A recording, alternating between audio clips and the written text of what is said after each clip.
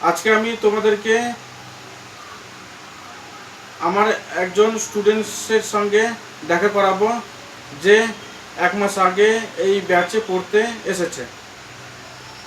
এবার তার এডুকেশনাল কি স্থিতি আছে সেই ব্যাপারে আমি তোমাদেরকে জানাতে চাই। চলে। নমস্কার, আমার নাম মানব নন্দী। নমস্কার, আমার নাম মানব নন্দী। আমি ক্লাস 9-এ পড়ি। আমি পড়ি ঘূর্ণি উচ্চ বিদ্যালয়ে। আচ্ছা, এই ভাইটা এখন ক্লাস 9-এ পড়ে।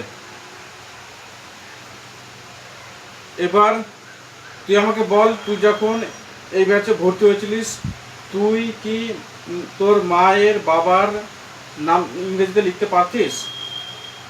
মানে ঠিক মতন পারতাম না। এখানে এসে অনেকটা শিখেছি। এখন না দেখে প্রায় অনেকটাই লিখতে পারি। হয়তো মাঝে মাঝে অল্প অল্প বেঁধে যায়, কোনো মানে ওয়ার্ড হচ্ছে ভুল হয়ে যায়, এইটাই। তাছাড়া এমনি এখন লিখতে পারি, মানে কোনো ওয়ার্ড ভুল হয়ে যায়, এটাই। আচ্ছা, এবার এই যখন ভর্তি হয়েছিল তখন নিজের মায়ের নাম, বাবার নাম, ঠিকানা, স্কুলের নাম ইংরেজিতে লিখতে পারতো না। তাহলে তোমরা বুঝতে পারছো এই বেসিক কথাগুলো যদি, নামগুলো যদি লিখতে না পারে তাহলে অন্য কিছু কিভাবে লিখতে পারবে কিনা সেটা তোমরা আশা করি বুঝতে পারছো।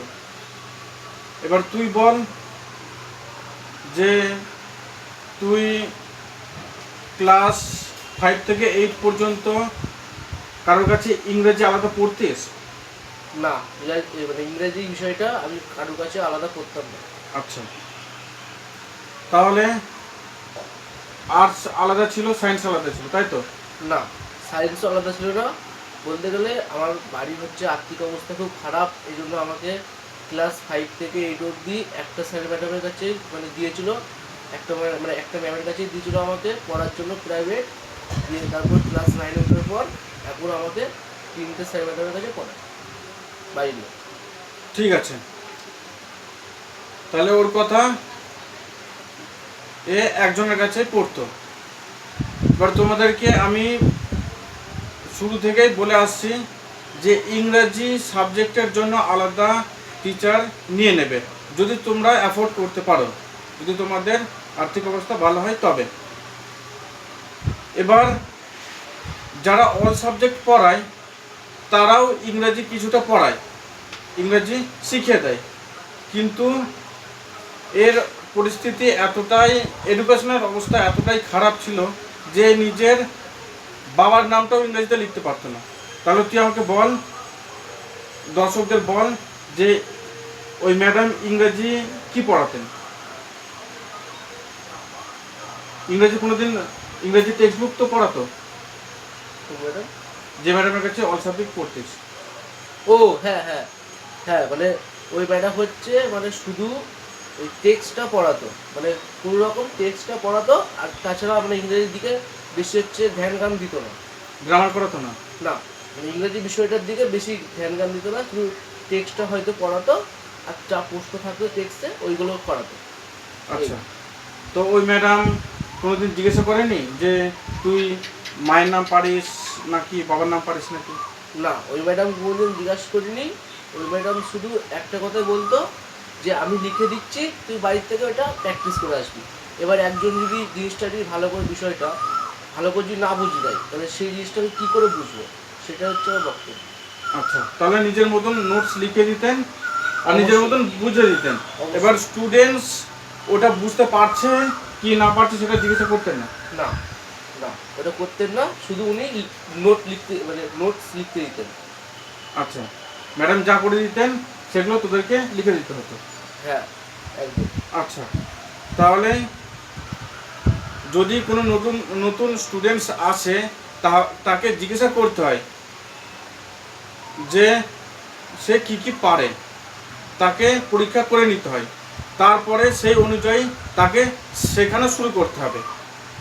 এবার অনেক টিচার আছে আমি দেখেছি যারা কোন নতুন স্টুডেন্টস আসলো তার ইন্ট্রোডাকশান নিল না, সে কতটুকু জানে সেইটা দেখলো না, নিজে যেখান থেকে পড়াই ওকেও বলবে তুই সেখান থেকে পড়, যে নিজের পড়াটাকেই কন্টিনিউ চালিয়ে যাবে। এবারে অন্য এক স্যারের কাছে ভর্তি হয়েছে, শুনলাম তার কাছে গিয়েই স্যার পরীক্ষা নিয়ে নিয়েছিল। এবার এটা ঠিক আছে, পরীক্ষা নিয়ে নেওয়া ভালো। না এবার ওই বিষয়ে আমি কিছু বলতে চাই। মানে আমি মানে ভুলটা হচ্ছে আমারই। আমি গেছিলাম হচ্ছে মানে একদম ফার্স্ট সেমিস্টারের প্রথমে। এবার ওই স্যার হচ্ছে মানে যেহেতু ওনার মানে বাকিদের সব পড়ানো হয়ে গেছে, সিলেবাস শেষ ফার্স্ট সেমিস্টারের, এবার এই জন্য উনি পরীক্ষা নিচ্ছিল। এবার ভুলটা আমারই। আমি হচ্ছে ওনার কাছে ফার্স্ট সেমিস্টারে আগে গেছি। ওই স্যার বললো কি যে তুমি যদি চাও এখন ওই আমার কাছে পরীক্ষাটা দিতে পারো, আর তুমি যদি এটাও যদি না চাও তো তুমি এটাও করতে পারো যে সেকেন্ড সামিটিভের পরে আসতে পারো। এটা ওই স্যার বলেছিল। এখানে ভুলটা আমারই, কারণ আমি সেকেন্ড সামিটিভ ফার্স্ট সামিটিভের অনেক আগে চলে গেছি। আচ্ছা ঠিক আছে, ভুল তোরও না, ভুল ছাড়ারও না। এখানে পরীক্ষা নেওয়াটা খারাপ না, এটা ঠিক কাজ। এবার এইটা তো ঠিক আছে, কিন্তু ওই ম্যাডাম তোর কাছ থেকে জেনেছিল না তুই কি কি জানিস কি জানিস না। যদি ম্যাডাম আগে পরীক্ষা করে দেখে নিত তাহলে তোকে ওইগুলো আগে থেকে শেখাতো, তুই সেগুলো শিখতিস। ম্যাডাম সেটা করেনি। না। আচ্ছা, এবার কথা হচ্ছে নতুন স্টুডেন্টস আসুক, তাকে পরীক্ষা করে আগে দেখে নিতে হবে ও কতটুকু পারে, তারপর থেকে ওকে শেখাতে হবে। এবার যেহেতু একদমই কিছু পারে না ইংরেজিতে, তাই আমাকে কোনখান থেকে পড়াতে হবে, একদম বেসিক লেভেল থেকে পড়াতে হবে। একে শব্দের উচ্চারণ শেখানো শুরু করতে হবে। আর্টিকেল, প্রিপোজিশন এগুলো তো জানেই না, একদম বেসিক থেকে একে পড়াতে হবে, তারপরে শিখতে পারবে। এবার অন্য স্টুডেন্টসরা যখন আসে তারা কিছুটা পারে, টেন্স, প্রিপোজিশন, সিম্পল সেন্টেন্স এগুলো জানে। এবার ক্লাস 5 থেকে যদি 8 পর্যন্ত স্টুডেন্টস এরকমই থেকে যায়, তাহলে ক্লাস 9-এ গিয়ে তার উপর কত প্রেশার পড়বে। ওকে একদম শুরু থেকে সব কিছু শিখতে হবে। তাহলে এগুলো ভেবে রাখতে হবে যে ম্যাডামই পড়ান না কেন, যে স্যারই পড়ান না কেন, আমি কাউকে খারাপ বলছি না, কেউ খারাপ হয় না, শুধু একটু খাটতে হবে। স্টুডেন্টসকে দেখতে হবে ও কতটুকু জানে, তারপর থেকে ওকে শেখাতে হবে, তারপরে ক্লাস 9-এর লেভেলে আনতে হবে। আজকে যদি ক্লাস 9-এর স্টুডেন্ট নিজের মায়ের নাম, নিজের বাবার নাম, ঠিকানা, স্কুলের নাম লিখতে না পারে, তাহলে অন্য কিছু তো একদমই পারবে না। সেই জন্য 5 থেকে 8 পর্যন্ত ভালো করে পড়া উচিত, আর যার কাছে পড়ুক না কেন ভালো করে পড়ানো উচিত। মানব বলছে একজনের কাছেই পড়তো, তাহলে ওই ম্যাডামের উচিত ছিল অন্যান্য সাবজেক্ট তো পড়াবেই, কিন্তু উচিত ছিল একটু গ্রামারটাও করানো, একটু বেসিক যেগুলো লিখতে পারে না সেগুলো লেখা শেখানো, কিন্তু ম্যাডাম শেখায়নি। অবশ্যই। তো এরকম যদি কেউ থাকেন তাদের কাছে রিকোয়েস্ট করছি আপনারা অন্তত বেসিক ইনফরমেশনগুলো ওদেরকে জানিয়ে দেবেন, তাকে ওরা অন্য ব্যাচে যখন ভর্তি হবে সেই ব্যাচের টিচারকে সেগুলো না শেখাতে হয়। ওগুলো তো বেসিক ইনফরমেশন, 5 থেকে 8 পর্যন্ত ওকে শিখতেই হবে। সেজন্য আপনারা প্লিজ ওদেরকে শেখাবেন, নাহলে এই ছেলেটারই এখন অসুবিধা হবে। এই ছেলেটা এখন ক্লাস 9-এ পড়ে, একে এখন সারাদিন বাড়িতে বসে পড়তে হবে, না হলে শিখতে পারবে না। 9-এ পড়বে, 10-এও সারাদিন বাড়িতে বসে পড়তে হবে। আমি কথা দিচ্ছি আমি একে শিখিয়ে দেবো, কিন্তু একেও খাটতে হবে, আমাকেও খাটতে হবে। আমারও খাটনি এখানে অনেকটা বেড়ে যাচ্ছে। আর তুই কোন স্কুলে পড়িস বললি? আমি পড়ি হচ্ছে ঘূর্ণি উচ্চ বিদ্যালয়। ঘূর্ণি হাই স্কুলে পড়ে, যেখানে স্টুডেন্টসদেরকে যারা পারতো না তাদেরকে পাস করে দেওয়া হতো ক্লাস 5 থেকে 6-এ, 6 থেকে 7-এ, 7 থেকে 8-এ এভাবে তুলে দেওয়া হয়। আগে তুলে দেওয়া হতো। আমি একটা বিষয় বলছি, মানে আমি হচ্ছে প্রথমে পড়তাম হচ্ছে 5 থেকে 8 অবধি সন্ধ্যাপাড়া বিবেকানন্দ গণশিক্ষা নিকেতন স্কুলে। আচ্ছা দিয়ে তারপর আমি ওখান থেকে 8 পাস হয়ে আমি 9-এ এই প্রথম নতুন ভর্তি হলাম ঘূর্ণি উচ্চ বিদ্যালয়ে। মানে কি বলবো, ওই সন্ধ্যাপাড়া বিবেকানন্দ গণশিক্ষা নিকেতন এই স্কুলটা মানে বলতে নেই, যাই হোক আমি একটা ছাত্র হয়ে স্কুলের নামে কিছু বলতে নেই, তবুও যাদের বাড়িতে ছাত্রছাত্রী আছে না, এই স্কুলটা বাদ দিয়ে ভর্তি করেন, আমি এটা বলতে চাই আমার আচ্ছা। তরফ থেকে। কারণ আচ্ছা। আমি তো এই স্কুলে পড়েছি, আমি জানি এই স্কুলে মানে পড়াশোনাটা বলতে গেলে হয়ই না।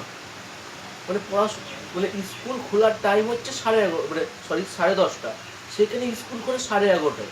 আমরা কোনো দিন স্কুলে মানে ক্লাসে স্যার ম্যাডামরা যাই না। আমি বলতে চাই ছাত্রছাত্রী বা যাদের বাড়িতে আছে তারা এই স্কুলটা যেন না ভর্তি করে। নমস্কার। তাহলে আপনারা শুনলেন যে এখনকার স্কুলের কি অবস্থা। স্কুলে তো 5 থেকে 8 পর্যন্ত তুলে দেওয়া হয়, 9-এ তোমাকে তুলে দেবে। আমার বাড়ির পাশে একটা ছেলে আছে, ও কি করে মাধ্যমিক পাস করলো, কি করে উচ্চ মাধ্যমিক পাস করলো আমি সেটাই ভেবে পারি না। ও বাংলা বই রিডিং পড়তে পারে না, ওদেরকে এভাবে ক্লাসে ক্লাসে তুলে দেওয়া হয়। স্কুলে কয়েকটা স্কুল আছে যেখানে ঠিক মতন পড়াশোনা করায় না, আর এমন এমন টিউশন টিচারও আছে যারা অতটা গুরুত্ব দেয় না, ওই জন্য এই ছেলে মেয়েদের এই অবস্থা থেকে যায়। এখন এদের কত কষ্ট হবে পড়তে, এর গার্জেনদের কত চিন্তা হয় এই ছেলেটা এখনও পারে শিখেনি, কবে শিখবে, তাহলে এই মাধ্যমিকে গিয়ে কতই বা নাম্বার তুলবে। ওই জন্য ওই টিচারদের কিছু ওই ভুলের জন্য ছেলে মেয়েরা এরকমই থেকে যায়। কিন্তু আমি কথা দিচ্ছি আমি একে তৈরি করে দেবো, একদম গ্যারান্টি। 1 বছর পর এখানে ভিডিও বানাবো, তোমরা এর ভিডিওটা দেখে নেবে। তা আজকের জন্য এইটুকুই আমি তোমাদেরকে জানাতে চাইলাম যে স্টুডেন্টসরা কেমন নিচু লেভেলে এখনও পড়ে আছে। তাই তোমরা গার্জেনদেরকে বলছি, রিকোয়েস্ট করছি, আপনারা আপনাদের ছেলে মেয়েদেরকে পরীক্ষা নিন, দেখেন কি কি পারছে। আর যেখানে পড়তে পাঠান সেইখান থেকে যদি পরীক্ষায় বেশি নাম্বার না তুলতে পারে ওখান থেকে চেঞ্জ করে দিন। ওই স্কুলে যদি ঠিক মতন পড়াশোনা না করে তাহলে ওই স্কুলটা চেঞ্জ করে দিন, অন্য স্কুল আছে ওখানে ভর্তি করেন।